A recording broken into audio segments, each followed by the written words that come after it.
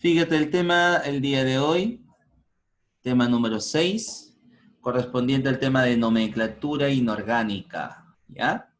Ahora vamos a aprender en forma práctica, ¿no? Cómo reconocer una valencia y un número de oxidación de un elemento. Y luego vamos a pasar a nombrar las distintas funciones inorgánicas que se da o que se presenta en cada caso de formular o escribir cada fórmula que ya respectivamente conocemos, ¿no? Pero con ciertos procedimientos ya formales. Entonces, fíjate,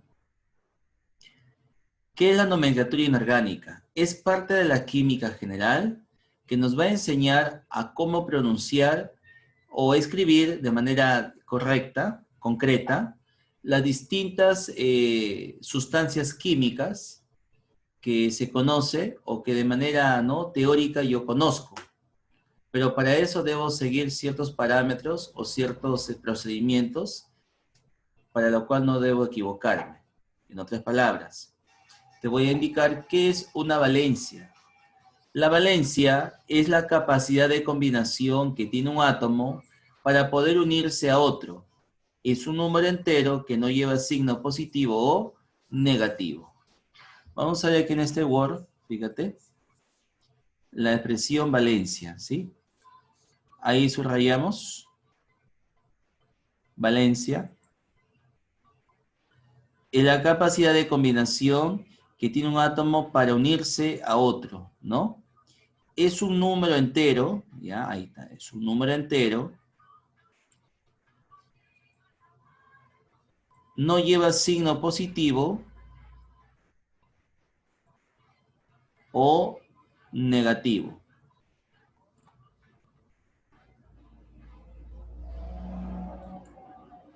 Ya. Ahí acabo de subrayar esta idea principal, el cual presenta justamente el criterio de nomenclatura. La valencia, por ejemplo, aquí en el Word, en este primer caso, observo el amoníaco. El nitrógeno está unido a 3 hidrógenos. Entonces, como está formando 3 enlaces, eso significa capacidad de combinación. O sea, en este caso, la valencia del nitrógeno vale 3. ¿Ya? Claro, si hubiese sido 2 enlaces, hubiese sido su valencia 2. Entonces, aquí al costado, vamos a nombrar la valencia del llamado nitrógeno. Y eso es igual al término 3. ¿Ya? Porque ahí se observa 3 enlaces que forma con el hidrógeno. Y por ser átomo central, es el que tiene mayor electronegatividad. Eso ya por criterios de tabla periódica. Para lo que corresponde a nomenclatura, simplemente lo que te puedo indicar es que ahí el hidrógeno forma 3 enlaces. Si forma 3 enlaces es porque su valencia vale 3. Es un número, claro, es un número entero, no es fraccionario, no es exponencial, ¿ya? Tampoco es decimal. Y no lleva signo positivo o negativo, claro, no lleva ningún tipo de signo. ¿Ya? Entonces, visto el ejemplo propio de valencia, puedo continuar con el siguiente subtítulo. Ahora, aquí se va a denominar número de oxidación. ¿Ya? Ahora, el número de oxidación es un número que presenta signo positivo o negativo. Incluso resulta el valor de 0. ¿Ya? Ahí está. Entonces, ahí tenemos como referencia la sumatoria de cargas de un compuesto es igual a 0. Sabiendo que el estado de oxidación de hidrógeno vale más 1 y de oxígeno vale menos 2, por tanto, ¿qué te puedo indicar? Mira, ve. Este 2 multiplico por el número de oxidación de hidrógeno, que es más 1. El oxígeno, su número de oxidación vale menos 2. Entonces acá sería 4 por menos 2. Pero no se sabe cuánto es el número de oxidación de azufre, que le llamo X. Es su índice. Se sobreentiende que si no me dan, se supone que es 0. Entonces sería 2 por más 1 más 1 por X más 4 por menos 2, todo igual a 0. Operaciones elementales. 1 por X, ahí está X. Aquí sería más 2. Acá sería menos 8. Con más 2 sería menos 6. El menos pasa al otro lado con más. Entonces, por lo tanto, X vale más 6. Y ya encontré el número de oxidación del azufre. A ver, en cuanto a nitrógeno, ¿qué vale X? Hidrógeno vale más 1. 1 por X más 3 por más 1, todo igual a 0. Por tanto, en este caso sería 1 por X más 3 igual a 0. Como es más 3, pasa al otro lado como menos 3.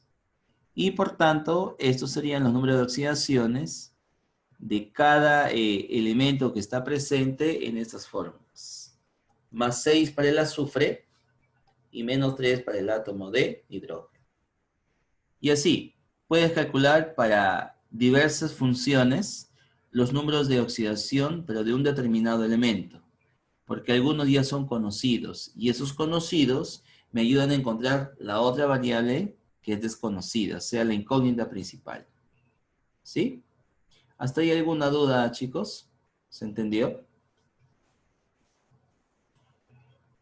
Oh, claro.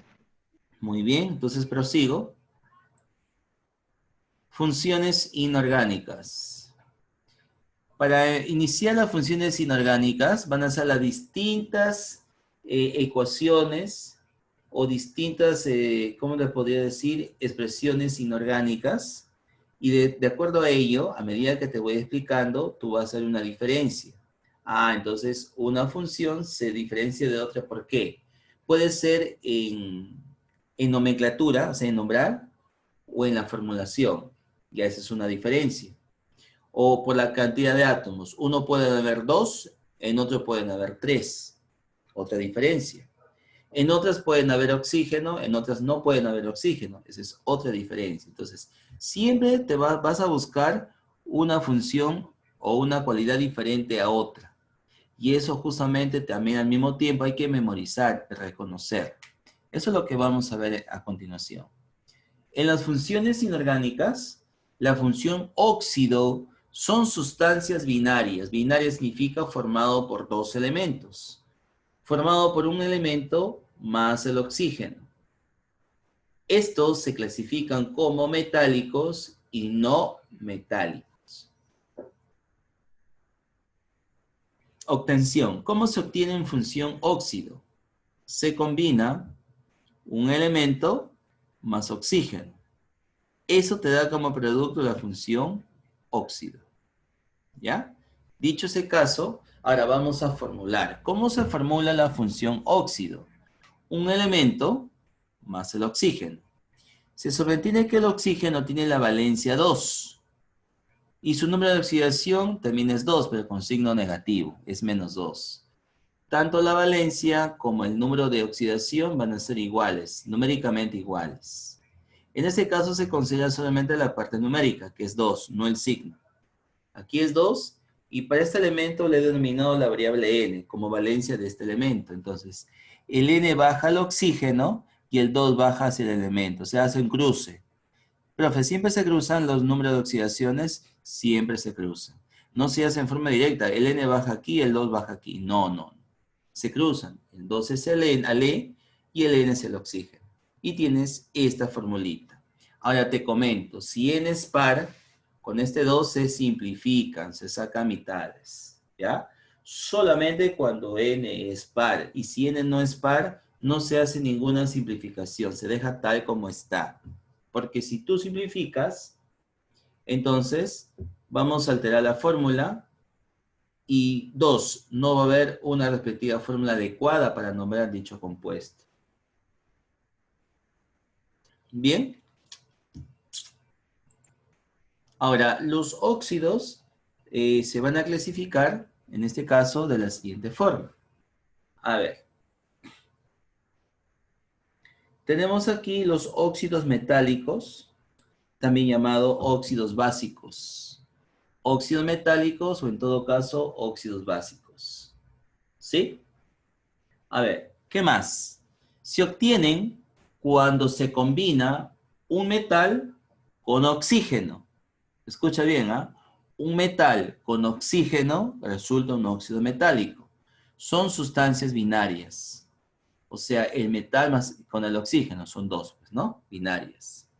Se nombran en tres nomenclaturas. En clásica, en nomenclatura stock y en nomenclatura sistemática, más conocida como nomenclatura UPAC.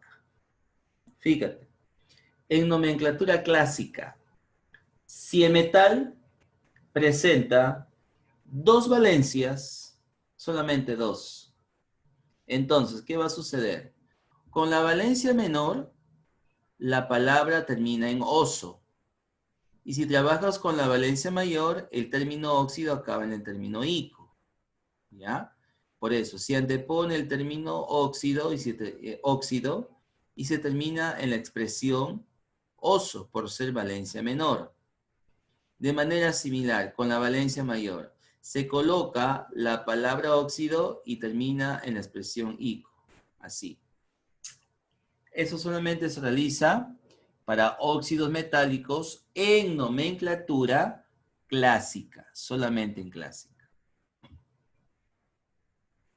Bien, por ejemplo, el cobre tiene la valencia 1 y 2, o sea, hay dos valencias. En nomenclatura clásico tradicional, el cobre ahí está trabajando con la valencia 1. El oxígeno se sabe que es valencia 2. El 2 baja hacia el cobre, el 1 al oxígeno. Tienes esta fórmula. Ese compuesto se llama óxido y termina en oso. No se llama la palabra cobroso. No existe ese término. Se dice cuproso, no cobroso.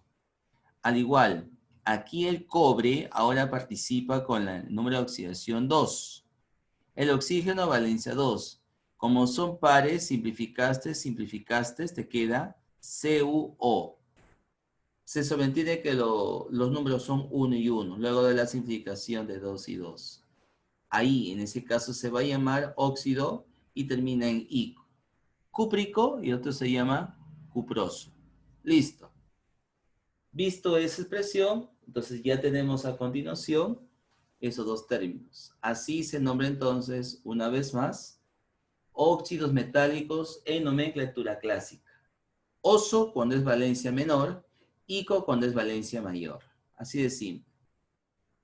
Siguiente nomenclatura. La nomenclatura propuesta por el químico, en este caso polaco, Alfred Stock, ¿no?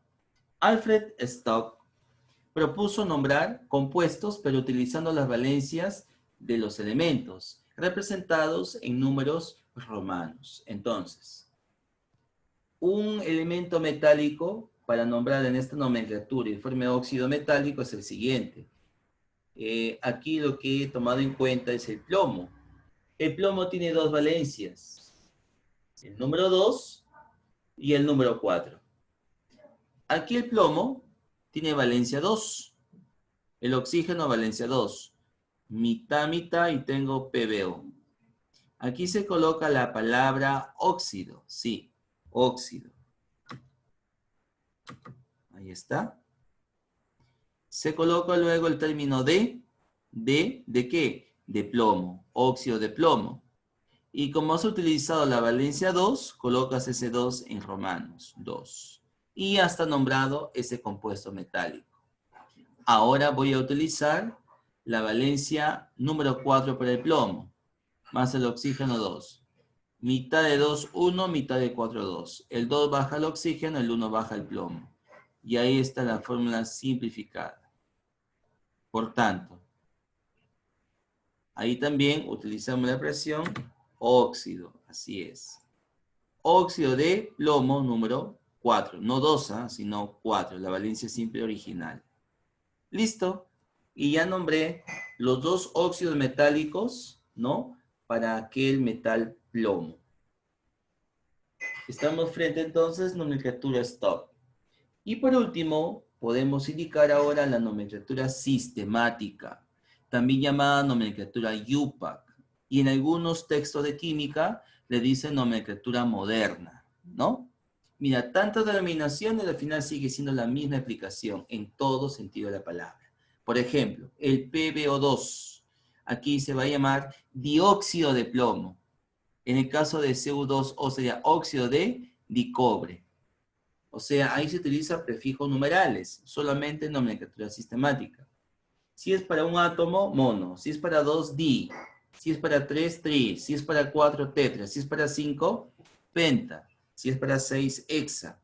Si es para 7, hecta. Si es para 8, octa. Si es para 9, nona. Y si es para 10, deca. Dec o deca. Uno de los dos términos. Y eso va a acompañar según el estilo, ¿no? O se estila colocar esos tipos de nomenclaturas o de nombres a cada función para diferenciar de otra función. ¿Sí? Chicos, ¿hasta ahí alguna duda? ¿Se entendió?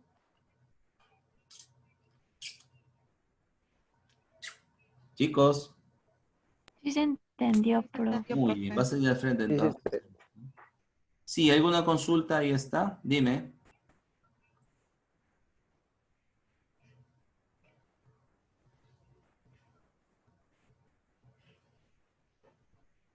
Se durmió. A ver, continuamos. Ahora, una vez que acabo de explicarte lo que viene a ser la función óxido metálico o básico, ahora vamos a explicarte la función hidróxido, segunda función. Fíjate, la función hidróxido tiene que ver bastante con la función óxido metálico básico. ¿Por qué crees que el silicios se les llama óxidos básicos?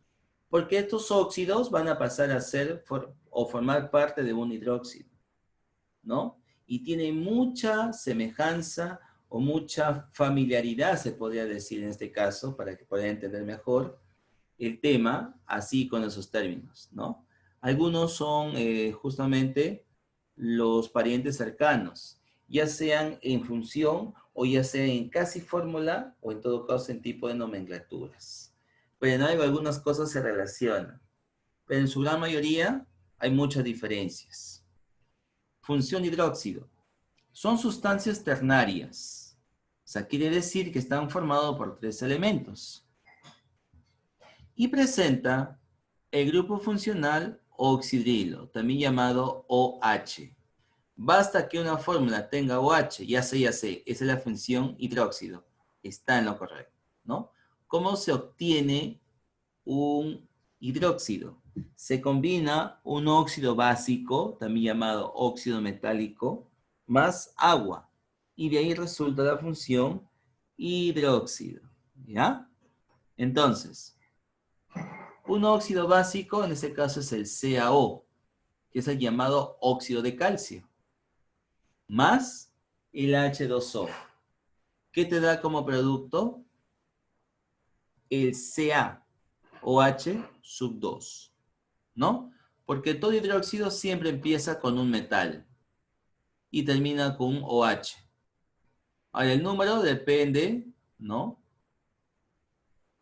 En este caso, la valencia del metal. Como el calcio tiene valencia 2, el 2 bajó y el 1 del OH bajó al calcio. Entonces de ahí se obtiene el término hidróxido de calcio. Además, te había comentado, M indica metal, ¿ya? Indica metal. Entonces vamos a colocar aquí, ¿ya? A ver. Para tener presente, ¿ya? A ver. M indica metal. Entonces, ¿qué te quiere decir con ello? Que todo hidróxido empieza siempre con un metal, pero termina con el término OH. ¿Cuántos? Dependiendo la valencia del metal. Entonces, al igual que los óxidos básicos, también llamados metálicos, se nombran en 3 nomenclaturas: clásica, stock y sistemática.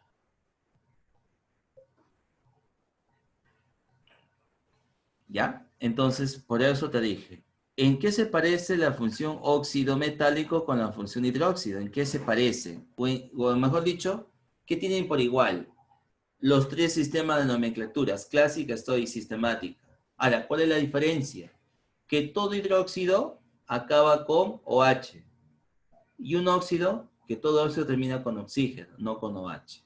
¿Ves? ¿Te das cuenta? En algo tú debes sacar la diferencia para que te puedas acordar de otra función. ¿Con el fin de qué? ¿Con qué finalidad? Me baso en eso, para no equivocarme al momento de formular o nombrar las distintas funciones inorgánicas. Entonces, algo así parecido también a lo que yo comento, es que de esa manera también hay diferencias cuando se nombran compuestos orgánicos. Por eso estamos mencionando funciones inorgánicas, diferentes o distintas con respecto a las funciones orgánicas. Ahora, ejemplo de aplicación a la función hidróxido. Ahí están los ejemplos, fíjate. Para el átomo de hierro, el hierro tiene dos valencias, la 2 y la 3.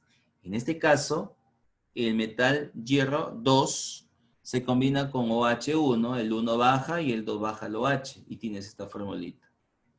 F paréntesis OH2.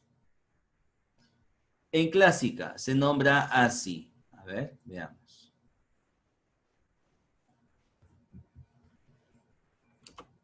Ya, ahora sí. En clásica sería hidróxido ferroso. ¿Por qué ferroso? Porque aquí el hierro está funcionando con la valencia menor, que es 2. Por eso el término oso. Hidróxido ferroso. En stock sería hidróxido de hierro. ¿Qué valencia original? 2. Ponemos el 2. También solucionado. Y en la función, en la nomenclatura sistemática, ahí utilizo numerales. Para el 2, el subíndice 2, ¿no? A ver, perdón. Ahí está. Para el subíndice 2 se utilizó el prefijo menor. Y debe ser oso. En clásica se llama hidróxido ferroso. En stock se llamaría hidróxido de hierro 2 por la valencia original. Y sistemática se coloca dihidróxido de hierro. ¿Ves? Es tan fácil y sencillo nombrar este tipo de hidróxidos. Ahora, el hierro cuando utiliza su valencia mayor 3 ya no va a poner oso, sino va a poner el término ico. En clásica, ¿cómo se llama este compuesto? FOH3. Hidróxido férrico. Ico te dije, ¿no? Que acaba. Por ser valencia mayor. ¿Cuál es la valencia mayor de hierro? 3. En nomenclatura stock se va a llamar así. Hidróxido de hierro número 3, por la valencia original de este metal. Y en sistemática se va a denominar trihidróxido de hierro, ¿no? Entonces, te he dado como ejemplo, ¿no? Dos casos distintos o diferentes de nombrar a las funciones hidróxidos. Hay que tomar en cuenta también sus valencias, ¿no? Pero te aclaro una situación. Las valencias no tienes que memorizar. ¿Por qué? Porque va a venir como datos en futuros problemas, en una práctica, en la solución de tu tarea, qué sé yo. Pero va a intervenir justamente en ese cambio. Y para ello, ustedes ya deben conocer cuándo va oso, cuándo va ico, cuándo utilizo nomenclatura stock o cuándo nombro con nomenclatura sistemática.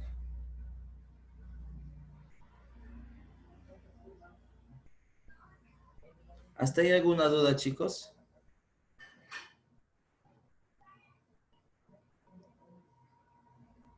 Chicos, ¿hasta ahí alguna duda? Ninguna, profe. Ya te he explicado dos funciones. Los óxidos metálicos o básicos y los hidróxidos. Tienen en común algo. Los dos se nombran por el mismo tipo de nomenclaturas, clásica, estoy sistemática. La diferencia es que los hidróxidos van a presentar en sus fórmulas OH. ¿Sí? Y los los óxidos van a presentar en su estructura los átomos de oxígeno. Las valencias, si nombras por uno o por otro, sigue siendo la misma. Eso no va a cambiar. De repente cambiará cómo lo vas a nombrar. Pero en fórmula sigue siendo la misma. ¿Sí?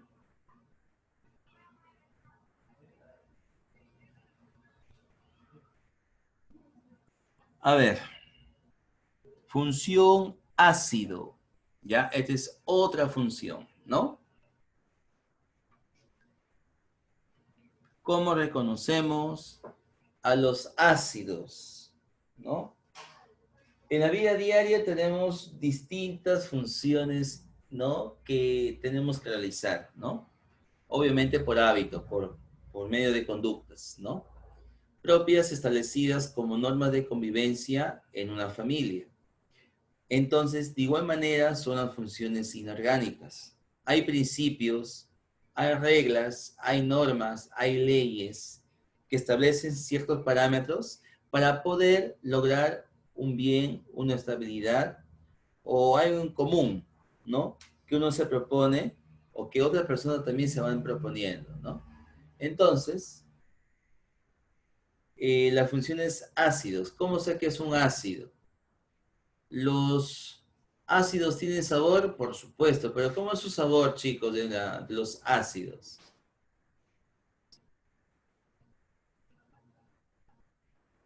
Buenas noches para algunos, a ver. Sabor agrio. Muy bien, ellos presentan sabor agrio. Cuando hago esta pregunta me contestan, ¿no? Les pregunto, chicos, ¿cómo reconoces a un ácido? Yo, profe, yo levanto, ya, dime, ¿cómo reconoces la función ácido? Es que ellos tienen sabor ácido. ¿Hay sabor ácido? No. El sabor es agrio, no es ácido. Ácido se dice porque es su función química, ¿ya? Entonces hay que entender ese caso, ¿ya? Hay que tener algunas pautas para no cometer errores en futuros. Entonces, los ácidos son sustancias químicas que presentan en sus estructuras átomos de hidrógeno, para empezar. Por eso se llama función ácido. Tienen sabor agrio y son neutralizados por las bases, que son los hidróxidos. Otro ejemplo también te puedo notar, ¿no? A ver, cuando sientes ardor en el estómago, de repente por muchos condimentos, que si hablamos en nutrición, no es bueno comer muchos condimentos, muchas grasas, nada de gaseosa, nada de golosinas, ¿no? Que alteren mi sistema nervioso, ¿no? De repente mi sistema inmunológico estará pues rebotando mucho de salud, pero siempre de vez en cuando hay que hacer un respectivo chequeo, alguna revisión o alguna fuente de, ¿no? Externa, librarnos de todo ello. Hay distintos factores.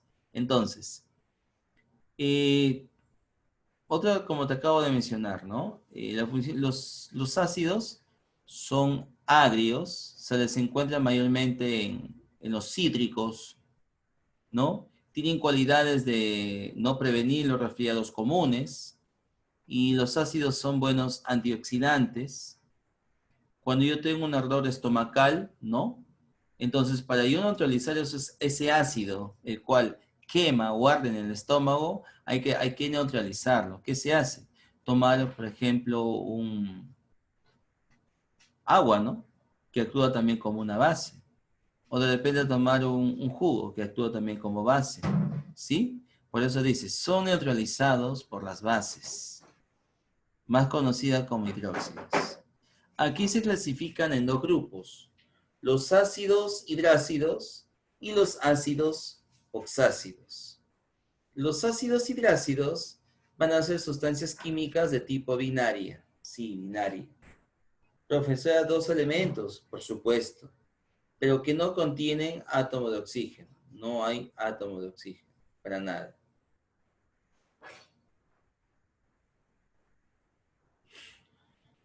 ¿Qué más? Y no presentan átomos de oxígeno. Mira, ve, la novedad es que estos ácidos hidrácidos no van a presentar oxígeno, para nada.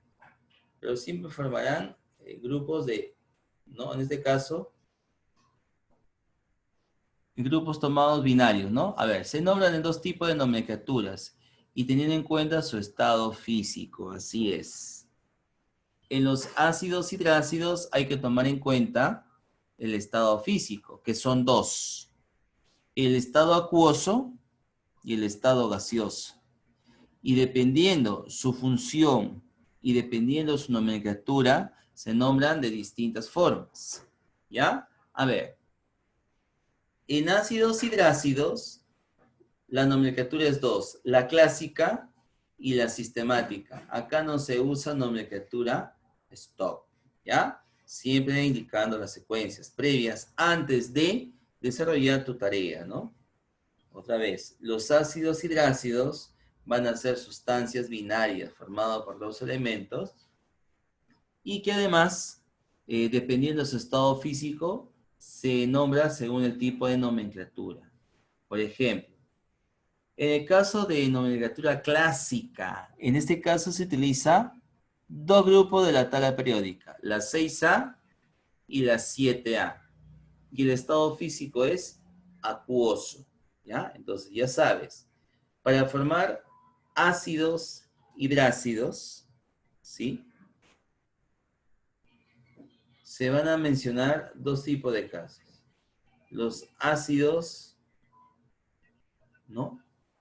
La clásica, el grupo del 6A. 6A es la familia de los anfígenos y del 7A familia de los halógenos. Estos dos grupos van a estar en estado físico acuoso. Por ejemplo, fíjate, H2S. ¿Ya? Ese es H2S.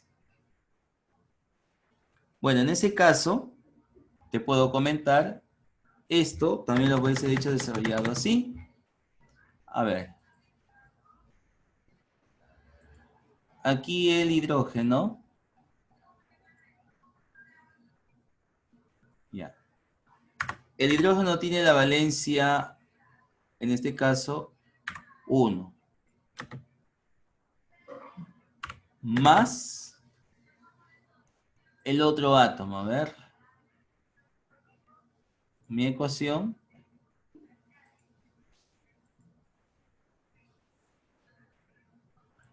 Aquí va el azufre. Y aquí es la valencia del azufre. 2. Listo. Y ya está. ¿Te das cuenta? Entonces, el 2 bajó al hidrógeno y el 1 bajó al azufre. ¿Ves? H2S, y ahí está el estado físico AC, que significa acuoso. ¿Sí? Ahí significa acuoso. Me voy a subrayar por aquí.